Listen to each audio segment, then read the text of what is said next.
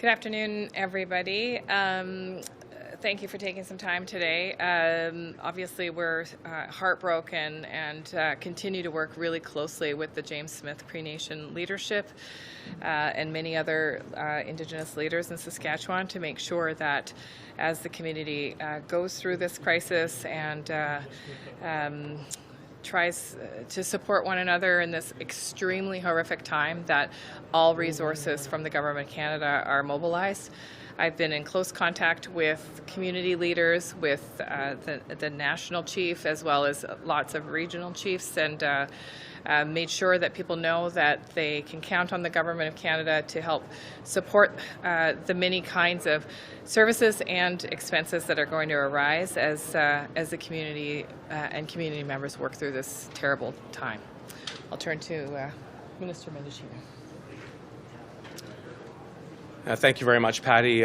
Bonjour tout le monde. There are a lot of people that are hurting right now in the James Smith Cree Nation, and our hearts go out to them. I've had the chance to speak with a number of Indigenous leaders from the community, including Chief Bobby Cameron of the FSIN. I've also had the chance to speak with my counterpart, Minister Tell in Saskatchewan.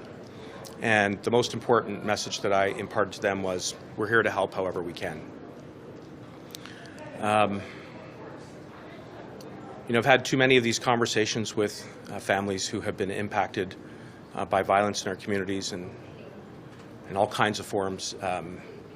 There's no way to describe the pain that they're going through right now. But when you look at them in the eye and you see the pain and the anguish and the loss, it's really tough. And my sincere hope is that as Canadians, we're going to rally behind the community in Saskatchewan and really do whatever we can to support them at this difficult time. I will say that I've been in touch with the RCMP, and I'm assured that they're working around the clock to apprehend the suspect who's involved. And I do want to thank them for their tireless efforts. It's been a long few days, and obviously the job is not yet done. I also want to thank the RCMP for mobilizing resources to support the community. They have arranged for a wide array of services to be available to the families, including family liaison units and victim services.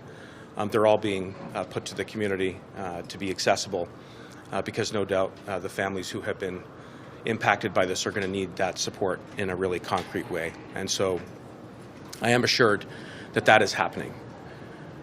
I also do want to say that I had a really constructive conversation with Minister Tell, my counterpart in Saskatchewan, where we agreed to keep the lines of communication open around the clock as well. We talked about making sure that she had all of the resources that she needs to protect the people that she's responsible for. And that level of collaboration is there, which is exactly what we need at this time. And, just finally, I know that there will be a lot of questions about how this all unfolded around process, around resourcing. Those are all things that we are going to have to address, and we will address. And I think there needs to be a lot of transparency about that. But right now, what is most important is that we do whatever we can to support the people that are most impacted by this, which is the families and the community itself. There's no one easy or simple explanation for why these types of tragedies occur. There's a propensity sometimes to want to distill it to a simple cause. I think we should resist that temptation and rather, right now, focus our efforts on doing everything that we can to support the community at this difficult time. Donc, je sais que c'est un moment extrêmement dur pour la communauté au Saskatchewan, le James Smith Cree Nation. Vous êtes là pour offrir tout l'appui qu'ils en ont besoin. Maintenant, les GRC travaillent à toute l'heure pour obtenir des résultats concrets pour ramener à la personne qui est responsable pour cette tragédie. Et aussi, la GRC offre beaucoup de support, beaucoup d'appui pour la communauté avec des groupes qui est là pour supporter et pour appuyer les familles de la victime. Et ça, c'est notre priorité. J'ai une bonne discussion avec mon homologue de Saskatchewan, la ministre Tell. Il y a tellement bonne ligne de communication là. J'offre tout le support de le gouvernement fédéral. Et c'est vrai, il y a beaucoup de questions comment cette tragédie a occurré, mais maintenant, le focus est sur les familles de la victime. Donc, ça, c'est notre priorité. Et maintenant, je vais passer la parole à le ministre Miller. Non? OK, ça va. OK. Questions, commentaires? Hi, Minister Mendicino. I know you mentioned the RCMP and their ongoing efforts, but I wonder if you have any concerns with the RCMP's response and the overall policing response here, given that Miles Sanderson has been unlawfully at large since May. And I wonder also, sir, the Parole Board of Canada said in February that Miles Sanderson was not an undue risk to society. I wonder if you think the board's decision-making needs to be reviewed in the wake of all of this. I think the short answer is yes, and I've already been engaged with the Parole Board, and I'm told that there will be an investigation into this decision. I'm extremely concerned with what occurred here. A community is left reeling as a result of a massive number of tragedies and killings, and that's fundamentally wrong.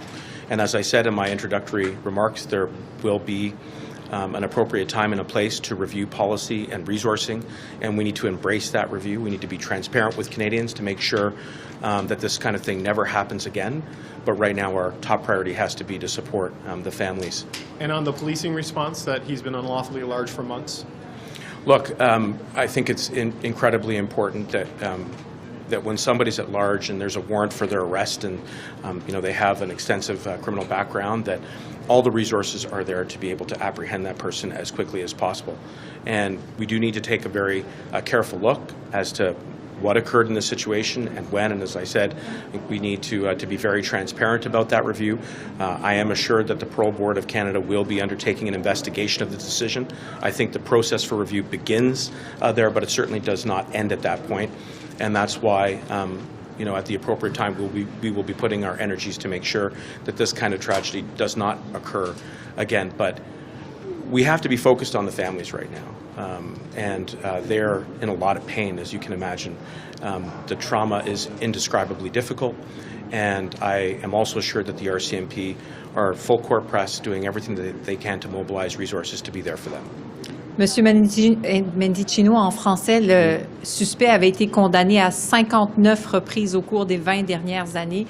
Quelles leçons vous tirez sur l'encadrement des récidivistes à la lumière du drame de la fin de semaine? Mais le suspect a un antécédent qui est très grave et très au sérieux, c'est vrai. Et ça, c'est la raison que je suis encouragé que le Parole Board de Canada vont faire un examen de la décision dans ce cas-là. Et je suis tout en accord qu'il faut faire un examen extensif de les circonstances qui a contribué à cette tragédie qui est extrêmement difficile. Mais maintenant, la priorité est d'offrir tout l'appui qu'on peut pour les familles. Est-ce qu'il faut réviser son cas à lui ou il y en a d'autres qui peuvent se ressembler? Des cas de récidive où finalement les récidivistes peuvent être libérés? C'est une importante question et je suis toujours en contact avec la GRC et même avec toutes les agences dans mon portfolio pour assurer qu'on a toutes les ressources qu'ils ont besoin pour faire le job sur le terrain. Donc, c'est un dialogue qu'on va continuer. Il y a des initiatives qui sont là, qui seront là pour offrir plus de ressources pour les GRC et d'autres ministères et agences qui travaillent dans le secteur de sécurité publique. Mais maintenant, la priorité est pour les familles. We're learning that this fugitive was out on statutory release. Do you think that law needs to be revisited? Do we need to change not just the way the decisions are made by the parole board, but the rules that they enforce? I think at this stage it's important that we keep all options on the table when it comes to looking at policies and laws and making sure that they work to protect communities, and especially for those who are released back into the community. We've got to make sure that the laws work. And in this particular case, obviously there was led to an indescribably difficult tragedy, and there will be a time for review and transparency about that. But in the meantime, our support has to be primarily for the families. You were a Crown prosecutor. You dealt with criminal cases before. Do you think the parole system was working properly then, and it isn't now? Well, look, drawing on my experience in my time as a prosecutor in the criminal justice system, you see recidivism. You see people who reoffend. You see disproportionately high representation of Indigenous peoples in our jail system, and that's also wrong. And that is, in part, some of the transformational work that our government is advancing to make sure that we break the cycle, that we stop the revolving door, and that means looking at some of the root causes that lead to recidivism, that lead to people reoffending. And I do think that coming out of this, there needs to be a hard look across all of our policies and all of our laws. But right now, the most important priority is to be there to support the families. They're the ones who need it the most, and that is precisely what we are there to do, is to support them. Juste, M. Mendicino, une précision. Vous avez demandé à la Commission des libérations conditionnelles de mener une enquête. Est-ce que la Commission a accepté? Puis qu'est-ce que vous voulez savoir? Qu'est-ce qui vous dérange dans cette histoire-là en particulier? Mais écoute, je veux savoir les raisons pour la décision.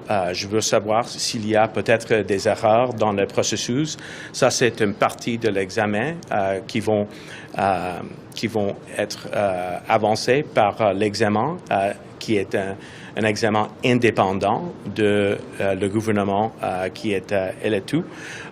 Mais en même temps, il faut mettre les familles à nos cœurs. Nous sommes tous au cœur avec la famille. C'est un moment très dur et nous serons là pour lui.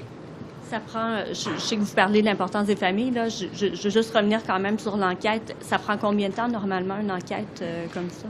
Mais c'est un processus indépendant, mais j'espère aussitôt que possible. Merci beaucoup tout le monde. Merci.